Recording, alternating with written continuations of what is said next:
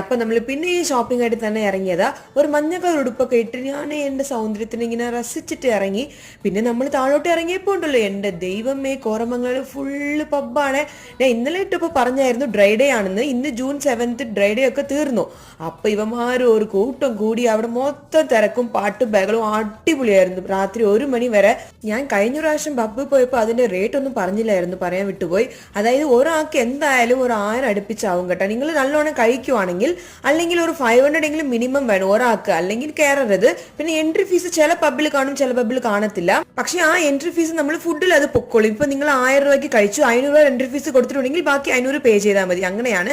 പിന്നെ ചില പബ്ബിൽ service charge പിടിക്കുന്നുണ്ട്. ആക്ച്വലി നമ്മൾ സർവീസ് ചാർജ് കൊടുക്കണമെന്നാണ് ഗവൺമെന്റ് റൂൾസ്. അപ്പൊ നിങ്ങൾ അത് നോക്കി വേണം പേ ചെയ്യാൻ. അപ്പൊ അത്രേ ഉള്ളൂ പബ്ബിനെ കുറിച്ച്. പിന്നെ ഷോപ്പിംഗിന് വേണ്ടിയിട്ട് നമ്മൾ കോറമംഗലയിൽ അട്ടേ റബ് എന്ന് പറഞ്ഞ കടയിലാണ് കയറിയത്. കൊറിയൻ ഡ്രസ്സൊക്കെ സൂപ്പർ രസം ഉണ്ടായിരുന്നു. അതൊക്കെ അടുത്ത വീഡിയോയിൽ കാണിക്കാം. Tata bye.